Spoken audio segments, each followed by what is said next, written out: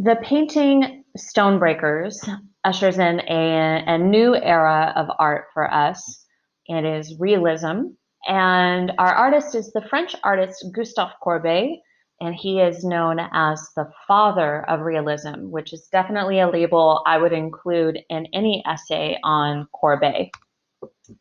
So first of all, to set the context here, this painting was completed 1 year after the Communist Manifesto pamphlet was published by Karl Marx and Friedrich Engels, calling for equality and people of all types to have all the same opportunities. I suppose you look at it that way, and to have a society in France where it definitely was not set up that way. You have the rich, you have the poor, and the poor here are who we are depicting.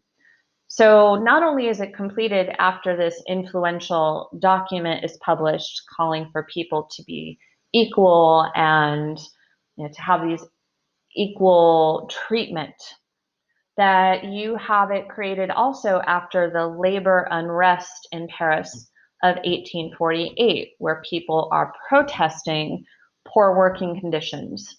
And eventually that labor unrest will lead to better working conditions and shorter work weeks. The weekend will be established, not the singer, but the 5-day work week will be established. So it's a very important moment in history in Paris. And our artist Courbet is probably best at showing what the reality was and is for the working class, especially the peasants, the poor in society. Critics then, of course, because he's challenging the social system, accuse him of supporting socialism and that he is promoting the ugliness of society, by painting things that are not traditionally accepted in the academies, history paintings or landscapes in just landscape form, landscapes with great meaning that make you think about, some great and noble issue. He is painting peasants with torn clothes and are dirty and are working hard and sweating and backbreaking labor. And critics were like, what are you trying to do? And these aren't pretty paintings. These are not joyful to look at or, grand in scale of subject. So definitely Courbet got some backlash. He was inspired as well by reality. Driving, or he's going down the side of a road and sees these men, a younger male, probably more like a boy, and an older gentleman on the side of the road breaking stones. And stone breaking, literally taking a sledgehammer or pick or whatever it might have been, whatever the tool, and you are just pounding away at rocks to break them into smaller pieces so that they can be used in other things. So he bases the painting of a real life situation he saw unfolding before him. And ultimately, this painting, unfortunately, was destroyed in the city of Dresden during World War II in a bombing on that city. So this painting no longer exists. We just have it in, images and photographs of the painting. So content, one of the most important things. So we had with, if you remember from Giotto, we had the quote about angels and I paint what I see. We were talking about that with the lamentation and angels. That he had never seen an angel, but he understands the human experience. So he's going to make his angels look like they're experiencing human emotion and look somewhat human. Courbet, on the other hand, is going to say, hey, show me an angel and I'll paint you an angel. So he's not going to paint something he has not visibly seen with his own eyes. So he might paint a sculpture of an angel, he might paint a sculpture of Jesus, but he's not going to embellish his art with something that is not real and grounded in this earthly, gritty sometimes honest truth. That is an important foundation to create and use in the writing of your essay on Courbet. So here, he doesn't let you escape from the truth. So you have your two individuals here who, the way he set it up, they feel trapped in their situation, and they are. They're trapped in their social situation. How can they ever escape from being poor? So you have this kind of claustrophobic feel. You just have a slight, the foreground is there a little bit where they're working. You have a very cropped kind of cliff and hillside with just a fraction of blue sky in the far right. So they are trapped, and he creates this scene where you feel trapped.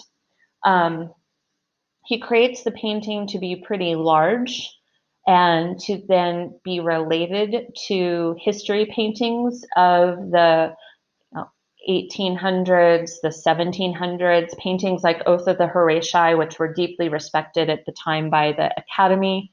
Let's make this as big as history paintings. It's kind of like Thomas Cole doing the same thing with the oxbow and that landscape painting. Let's give it the respect, they feel like it deserves by making it as big as the respectable history paintings of that time. Again, look closely. You'll see the tattered clothes. If you look at the boy on the left, his shirt is ripped in the back. His pants are too short and they are ripped. The painter is painting in a monochromatic kind of earthy browns, because when I look at this painting, I just feel the grit of the stone. I can just feel the heat, because the older man is wiser and more experienced, so he wears a hat to protect himself from the sun.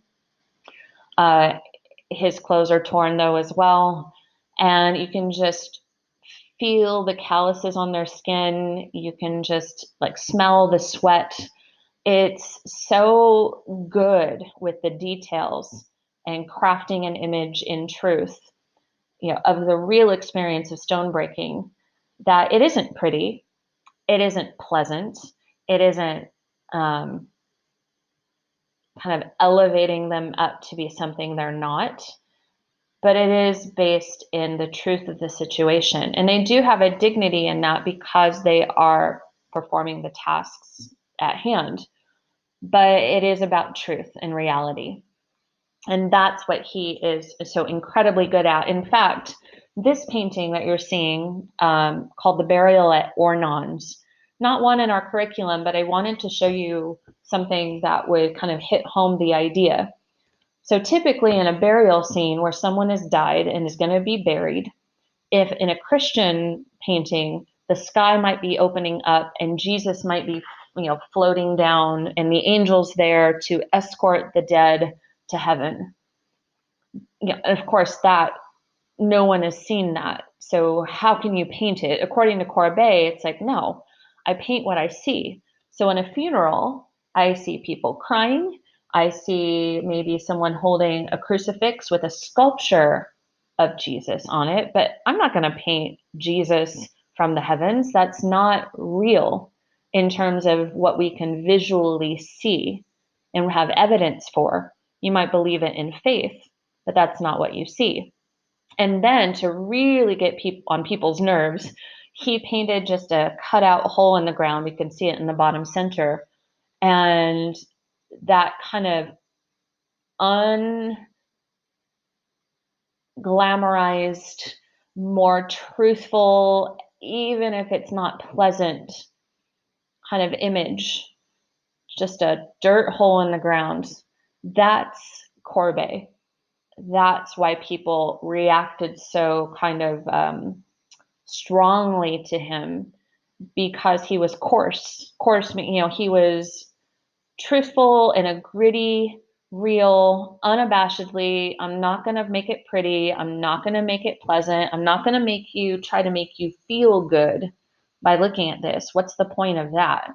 I'm going to show you truth. And that's what can change things. That's what makes us informed, and that's what makes an impact. So that's the thing about the Stonebreakers, truth. So now one key thing to tell the difference between a romantic landscape and a realistic landscape. In a romantic landscape, the people are going to be small and blend in with their surroundings. Humans are one with nature. In a realistic landscape, the people are going to dominate just and be a big focal point. The work they do, their struggles, their experience, that's going to be more of the focal point. So that if this were a romantic landscape, the people would be very small and you'd barely see them, and it'd be this great expanse of land. But here, the focus is on real human experience. So we're going to focus on them and they're going to take the dominant place within the image. So again, that is Stonebreakers, Courbet, the French painter who is the father of realism. We always say we're keeping it real with Courbet.